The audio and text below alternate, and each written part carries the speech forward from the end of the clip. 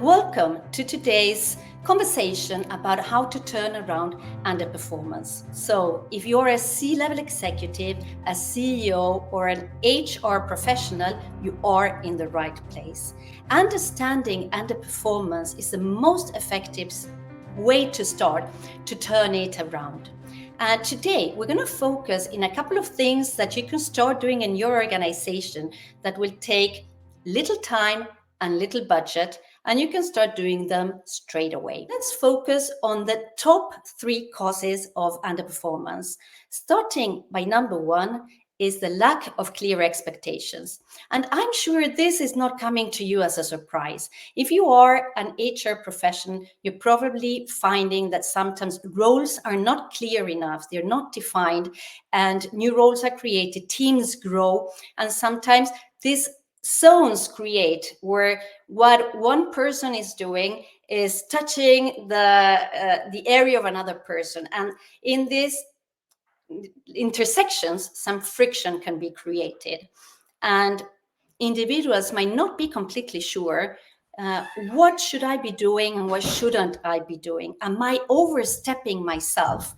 They might have this feeling that there is some frustration from colleagues, some body language that they don't completely understand and is giving them some kind of uncertainty. All of this, of course, affects motivation and affects their performance. Something that some of our clients are doing, and it's really straightforward, is creating spaces where teams and employees can get together and discuss these things in an open way. And a fun way of doing this is changing roles. You can ask people to choose any other role that they would like to have, and they do some kind of role play in these sessions that can be facilitated internally by someone or externally. I've been working as a high performance coach for more than 20 years. We serve many clients around the globe in different industries that are facing the same challenges that you might be facing right now. The number 2 cause of underperformance we have noticed throughout the years is not having the adequate level of training or development. And when we talk about training and development, it's not only training for the role, for the specific role, like technical trainings. It's more about feeling that the people have the tools that they need in order to make like those development leaps in their own personal lives. And more, we find that what's happening in a person's personal life and what's happening at work, there's a lot of common ground there. We all get energy from work and we all get energy from personal life. And if one of these areas is unbalanced, it will spill over to the other one. And why am I talking about this? Because sometimes training and development also has to be addressed in terms of individuals' values and whatever are their highest motivators. And this needs to be done on a one-on-one basis. The process of turning around underperformance is not always easy because there is a high level of emotional state in it. People underperforming are feeling bad about it. Their colleagues can perceive it. It affects the whole team. It affects other teams and the organization. So the process in itself might not be easy, but some of the resources, some of the things that you can do might be a first step, even if it's small, in the right direction. Rather doing that, many small steps in the right direction, creating a sustainable system to turn around underperformance that will persist during time, that making these big changes that will last a couple of months and then will be difficult to continue having. Something you could do is, of course, maybe you're already using it, use the assessment tools, the different assessment tools that are available in the market. If you have tried some tools and you don't feel satisfied, or if you've never tried any assessment tools, don't hesitate to check our webpage, brighterleaders.com, and we have different packages of self-assessment tools that you could use to help your employees understand where is the gap, what skills do they have, and what skills would they like to develop, or what skills are they good at and they would like to use more.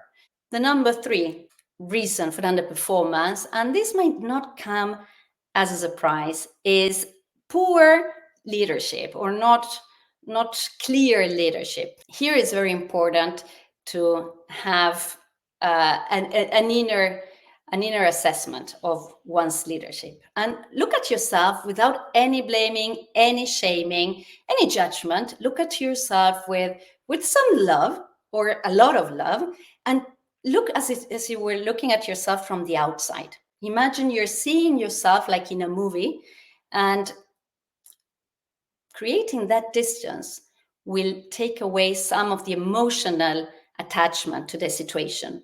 And that would calm the emotional network in your brain that might create a little bit of stress, especially when feelings are towards more the negative side, like being judgmental or blaming oneself. How didn't I notice this? Why did I do that? Why did I say that? Why didn't I do this? Lots of negative automatic inner thoughts that all of us have. Try to identify 1 or 2 things that you believe you could do differently in the future. Try to identify as well, what could these changes, what impact could these changes create in your team and in yourself? And once you've done that, try it for a couple of weeks. Give it time. These changes, you will not notice the effect straight away. Some of them take a little bit of time. So be patient with yourself and your team. And you will notice, I hope, if you're doing it the right way, you will notice a difference. And people that were performing, you will notice how they suddenly start changing their attitude and start increasing their performance. So many of these things we do with our clients, either because they don't have the time to do it themselves, or they don't have the skills or the proven process to do it. But if you have internal resources in your company, if you feel that you want to try to do it yourself, go ahead. I mean, trying these easy techniques that I've shared with you now could be a starting point. And if you want to then get in touch with me and just comment what worked, what didn't work, maybe you misunderstood something and you want to have some clarity, I would be more than happy to help you on a one-on-one basis without any strings attached. I would like to share with you that we have developed this booklet with the 7 highest causes for underperformance and how to turn them around and specific strategies. So I've shared with you today the first 3, and in this book you will find the rest of them. And you will find also some suggestions of things that you might want to start doing or stop doing, depending. If you would like to have access to this material, I will be more than happy to share it with you completely for free as a PDF. So just get in touch with me or write on the comment fields that you want the ebook.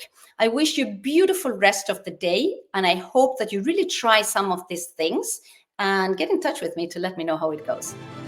Take care.